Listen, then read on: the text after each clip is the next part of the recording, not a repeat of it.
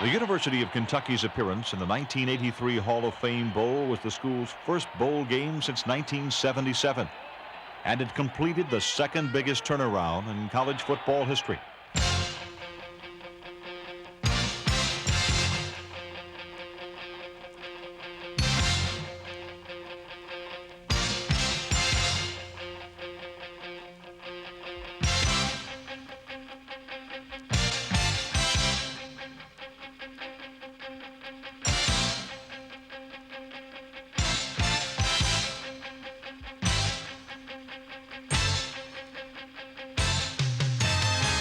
In 1982, Coach Jerry Claiborne came to Kentucky and began instilling his philosophy of hard work and a positive attitude. The 1983 season showed what was possible, and by 1984, his football team was prepared for an encore performance.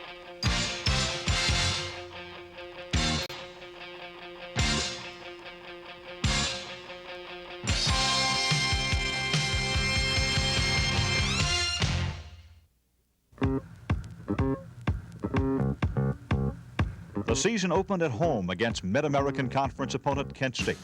56,000 fans gathered in Commonwealth Stadium to see firsthand what kind of team the Wildcats would have. The wait was short.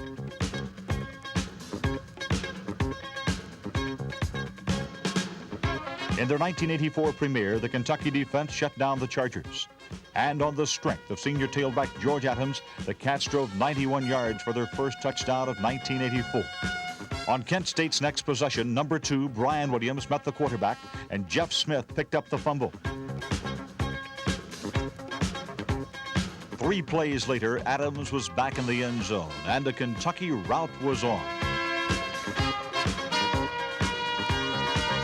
In 60 minutes of play, the Wildcats scored 6 touchdowns, including a pass to senior Oliver White.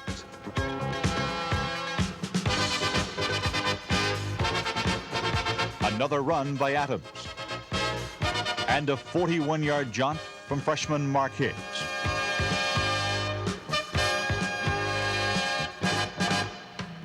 In the first regular season game of 1984, Kentucky compiled 42 points, and the school's first shutout in 6 years.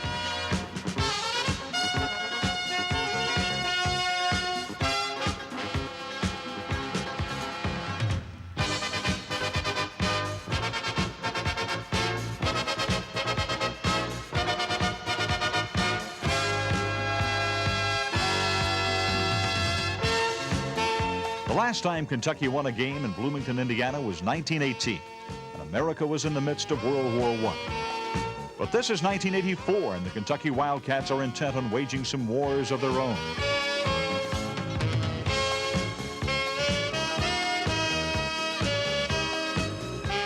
Wildcat blockers dominated the line of scrimmage, making room for George Adams and sophomore Mark Logan.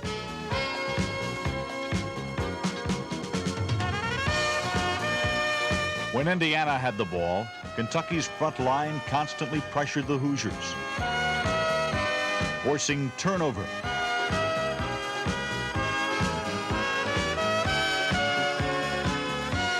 After turnover.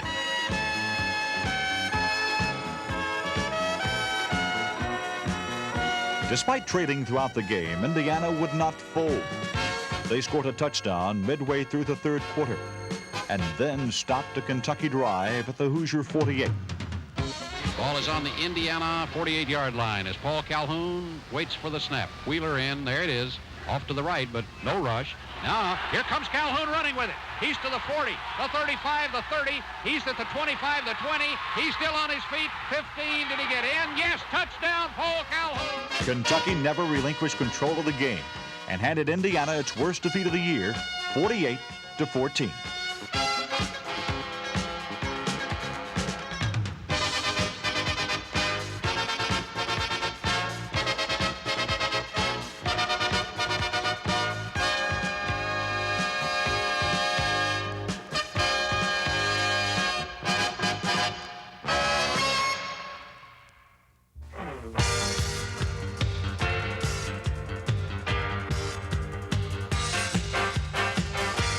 3 of the season found the Wildcats in the Superdome of New Orleans to face the Green Wave of Tulane.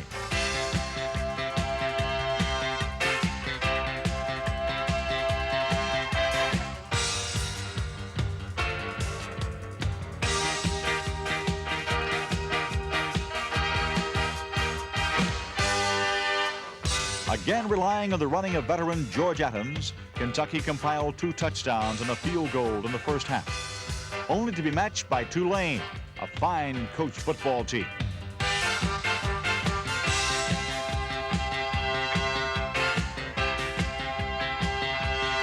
Early in the third quarter, Paul Calhoun surprised the Green Wave with a booming 55-yard punt, mishandled by a Tulane safety man.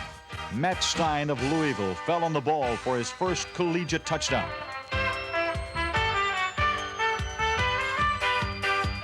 Tulane regained the lead with a 53-yard field goal, but the Cats were not to be denied as they drove from their own 20-yard line.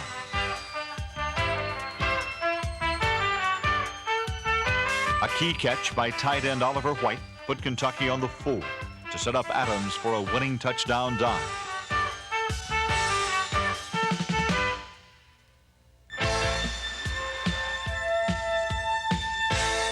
It was an early October evening, and the largest crowd to ever see a game in Kentucky, over 58,000 fans, showed up for UK's homecoming with Rutgers.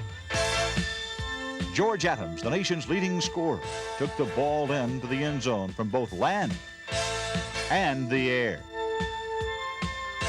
His 2 touchdowns in the first half gave Kentucky a slim 14-13 lead.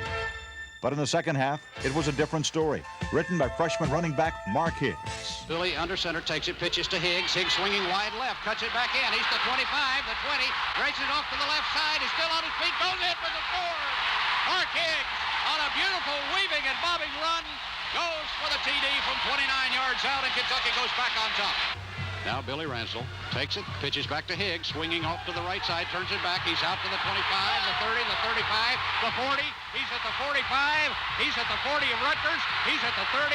Cuts it back to midfield at the 50, the 10, the 5. Touchdown, Mark Higgs! Mark Higgs had changed the momentum, but it was the Kentucky defense that kept it alive. For 30 minutes of gut-wrenching football, Cam Jacobs, Russell Harrison, and Brian Williams led UK in a second-half shutout. Mark Higgs and George Adams shared MVP honors. And when it was over, the Wildcats were 4-0. The Southeastern Conference schedule began in Starkville, Mississippi, home of the Mississippi State Bulldogs. The first half ended in a deadlock at 3. Then Kentucky found themselves trailing 10-3 late in the third period. That's when Ransdell spotted junior wide receiver Cisco Bryant 1 step behind his man.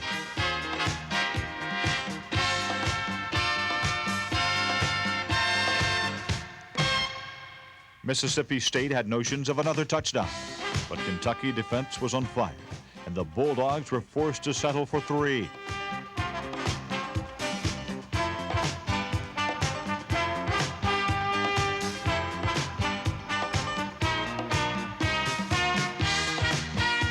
Things seemed to be going the Cats' way until State stymied a Kentucky drive at the University of Kentucky 26-yard line.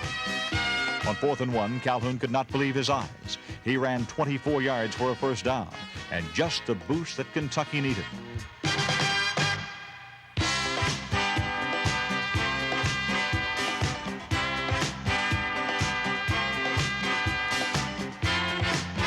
Minutes later, the Ransdell-Bryant connection struck again.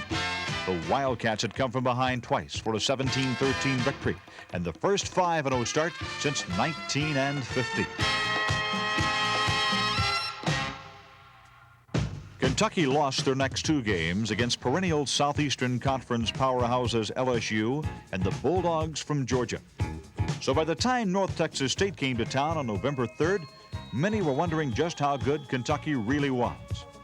Wildcat fans were stunned as they watched the Eagles march right up the field on their first possession for a 7-0 lead. But on the ensuing kickoff, George Adams let it be known that Kentucky would meet the challenge.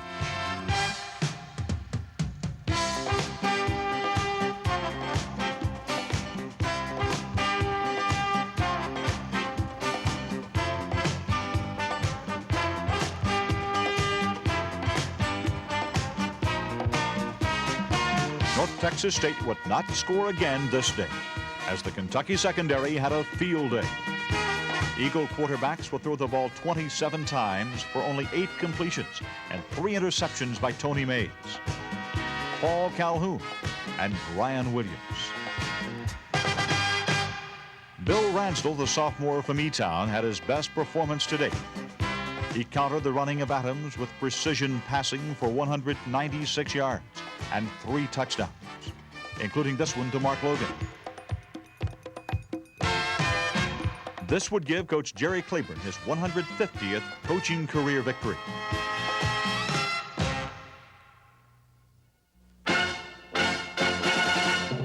Next, the Cats were up against Vanderbilt. Both teams needed this one to keep any hopes of a bowl alive. The first half was a seesaw battle. Ransdell kept Kentucky in pace with Vandy's renowned passing attack, completing 12 of 16 passes for 2 touchdowns. Included was this one to senior wide receiver Joker Phillips. Going into the locker room, Kentucky had a slim 14-13 lead. But on the first play of the second half, Mark Higgs is the lone setback. Wideouts both ways. Pitch back to Higgs, sweeping to the short side. The right cuts it up, gets out to the 20, shakes a tackle. He's at the 30, may go. He's at midfield. He's at the 40. He's got a man after him at the 30, the 20, the 50, the 10. Touchdown, Mark Higgs. That 84-yard run gave Kentucky a lead it would never give up. Vandy could muster only a field goal, while UK freshman Joey Worley added 2 from 49 and from 50 yards out. Kentucky had their 7th win of the season and were looking for more.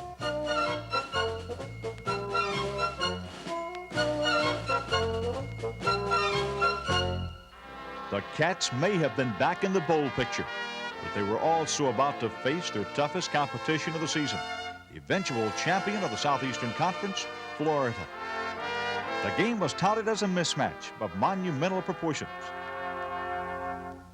But Kentucky dug in. They submarined under Florida's big offensive linemen and created new lines of scrimmage.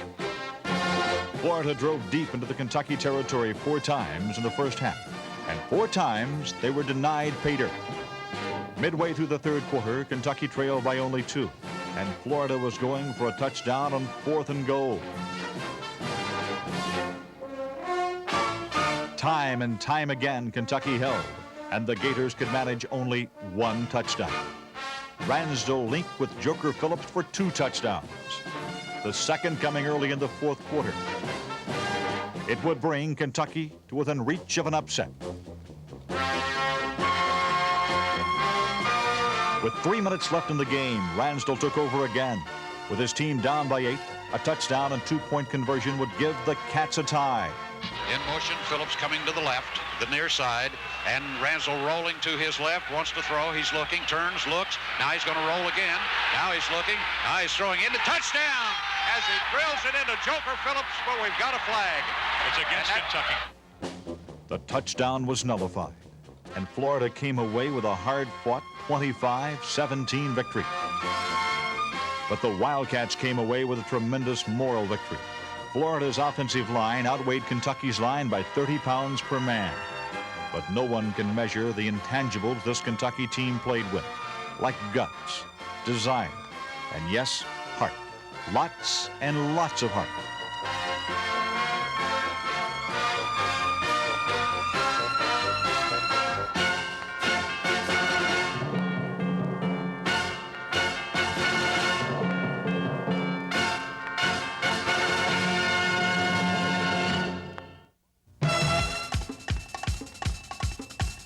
The following Saturday brought a new day for Kentucky. The Wildcats were rejuvenated, as almost 94,000 fans gathered in Neyland Stadium to see Kentucky take on arch-rival and bowl-bound Tennessee. On the first play from scrimmage, defensive captain David Thompson jarred the ball loose. Frank Hare picked it up, and Kentucky was set for George Adams to take over. In his final regular season game as a Wildcat, the 6'1", 225-pound back was magnificent. He ran for over 100 yards and 2 touchdowns on his way to setting new school records of 1,689 all-purpose yards and the most points in a single season with 84.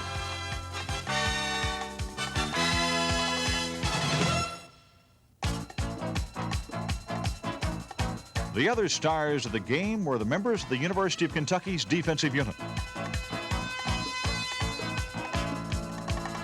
The 4-down linemen used crossing patterns on Tennessee, allowing defensive tackles Jerry Reese and Tom Wilkins to terrorize the Volunteer quarterback. The final result was a 17-12 upset victory over arch-rival Tennessee, a dream come true for Jerry Claiborne, who had never won a game in Knoxville, as a player under Bear Bryant in the late 40s or as head coach just 2 years ago. And he gave credit to yet another star of the Tennessee game, the Kentucky fans. First year we were here, we were 0-9-1. We went into Knoxville. We came out of Knoxville 0-10-1. And the fans gave our players a standing ovation. Well, this year, after the Tennessee game in Knoxville, when we defeated Tennessee and finished the season 8-3, our players went down to the end zone, and I would have thought they left the field. And I was getting ready to leave the field, and somebody told me that your players are down at the other end of the field, Coach. And I turned around there and looked, and there our players were down leading cheers, singing My Old Kentucky Home, and on U of K, with about 10 to 13,000 fans who had come to Knoxville to watch the game. And there was plenty of reason to celebrate. The victory completed a clean sweep of regular season road games for the first time in over 70 years and earned the Wildcat squad a second straight Hall of Fame Bowl appearance.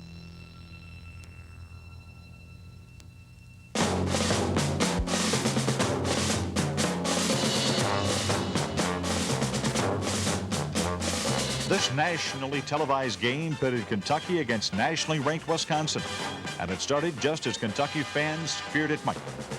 The Badgers scored on their first 2 possessions, and with less than 3 minutes left in the half, Kentucky was down 13-0. Suddenly, Paul Calhoun snagged his 8th interception of the season to set up a Mark Logan run from the 9.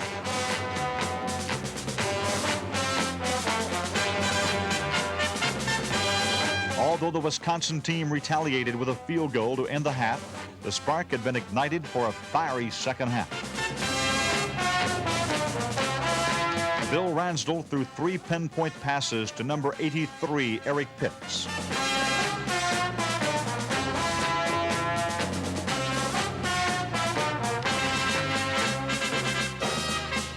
'33, George Adams. And number 8, Joe Phillips. The air attack brought Kentucky within range of Joe Worley's foot and cut the Badger lead back down to 6. Later, Ransdell got the Badgers looking for the run before he quickly hit the sparkling sophomore from Lexington, Mark Logan, for his second touchdown of the game. The score put Kentucky in the Hall of Fame Bowl's final quarter, trailing the Big Ten's hottest team by only 2. On the next series, Kentucky held Wisconsin. And from the Wisconsin 34, 4th down and 2, Jerry Claiborne called on Joey Worley to attempt a record 52-yard field goal. All right, let's see if they go through with it. Jones down on one knee. There's a snap. They're going to try it, and it is long enough. It is, I believe, yes, I think he got it good. So Joey Worley has just tied a Kentucky field goal distance record, and he has just put the Cats in front for the first time tonight. With 8:55 to go, it is Kentucky 20, Wisconsin 19. This is the University of Kentucky Football Network.